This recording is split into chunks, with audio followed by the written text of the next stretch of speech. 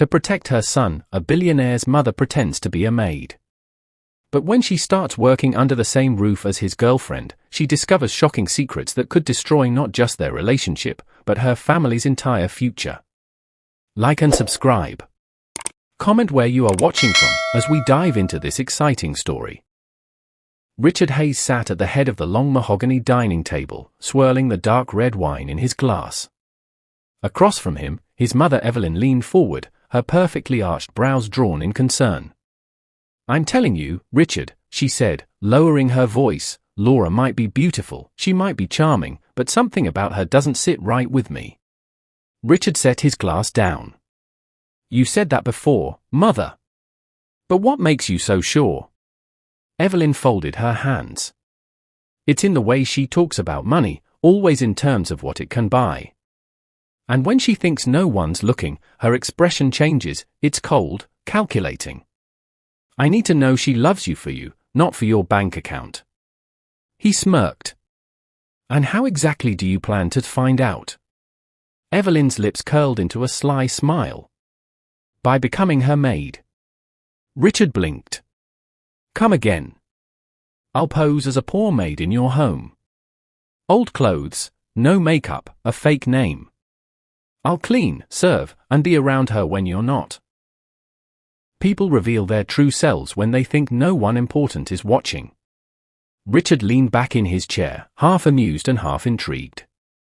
"You've been watching too many dramas." "This isn't a drama, Richard. This is your future. If she truly loves you, she'll treat everyone with kindness, including a maid she thinks is beneath her. But if she's using you, we'll find out soon enough." He studied her for a long moment, then slowly nodded. "All right. Let's do it. But we'll need to make it convincing." Evelyn's eyes gleamed. "Leave that to me. From tomorrow, you introduce Mary, a maid I hired because I'll be traveling abroad. You tell her I'm gone for weeks. The rest will be our little secret." Richard chuckled, shaking his head. "You're unbelievable, Mother." "And you," she said, standing and smoothing her dress, "are about to find out if your girlfriend is as perfect as you think." The next morning, Laura was introduced to Mary, a tired-looking woman with a faded apron, grey streaks in her hair, and eyes that didn't meet hers. Laura smiled sweetly and said, "Nice to meet you," her voice honeyed. But Evelyn, behind the mask of Mary, knew the real test had just begun. Evelyn adjusted the faded apron around her waist and tied her hair into a loose bun. The mirror in the small service bathroom barely reflected her true self, gone was the impeccably dressed, diamond-draped socialite. In her place stood Mary, the weary middle-aged maid with calloused hands and a quiet, almost invisible presence. Richard had already left for the office, leaving Laura alone in the mansion with Mary. Evelyn took a deep breath, now the real observation would begin. The first few hours passed without incident. Laura strolled around the marble-floored living room in silk pajamas, scrolling endlessly on her phone. "Mary," she said suddenly, not looking up, "bring me some fresh juice. Pineapple. Make sure there's no pulp. And hurry." Evelyn nodded silently and went to the kitchen. She prepared the juice with deliberate care, then served it in a crystal glass on a silver tray. Laura took one sip and immediately frowned. You didn't chill it enough. Do you not know how to use the refrigerator? Honestly, I thought rich people hired competent staff." The words were said casually, but Evelyn noted the disdain in her tone, a tone she reserved for someone she thought couldn't retaliate. The next day, things grew worse. "Mary," Laura called from the bedroom, "I spilled something on the carpet. Come clean it, now." Evelyn found an expensive bottle of perfume overturned, its strong scent overwhelming the air. The stain on the carpet was deep. Laura stood watching as Evelyn knelt and scrubbed.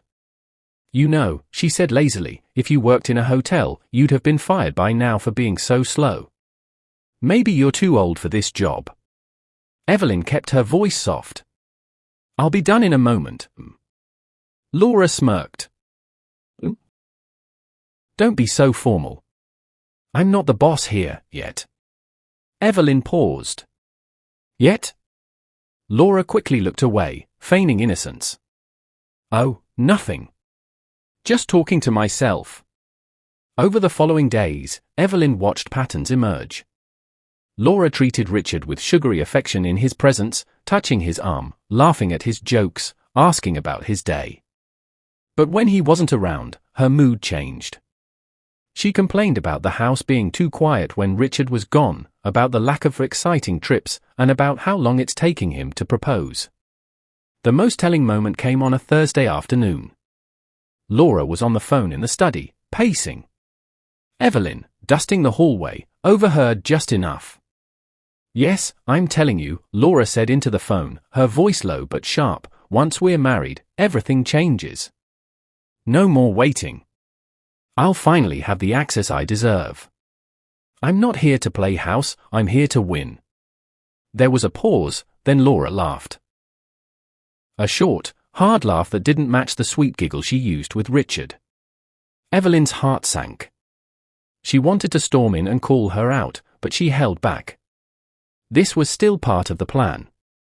The mask had slipped, but she needed Richard to see it for himself. That night at dinner, Evelyn noticed Laura's demeanor instantly change when Richard walked in. She leaned on his shoulder, told him how much she'd missed him, and praised the wonderful maid he'd hired. Richard glanced at his mother, their eyes met for the briefest second. He didn't say a word, but the flicker of concern in his gaze told Evelyn everything. The test wasn't over, but cracks in Laura's perfect facade were already spreading. Richard sat at the far end of the dining table, swirling the wine in his glass without drinking it. Evelyn, still in her maid disguise, cleared the plates, pretending not to notice the heaviness in the air. Once Laura stepped away to take a phone call, Richard lowered his voice. "Mother, I think you're right. There's something off."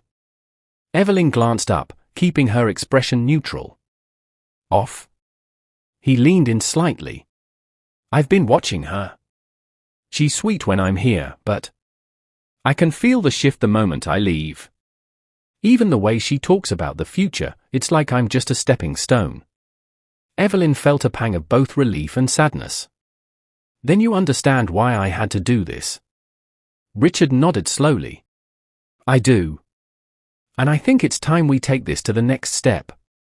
She's smart, but she underestimates people she thinks are beneath her. We can use that." The plan. Later that night, in Richard's private study with the door locked, the two devised a trap.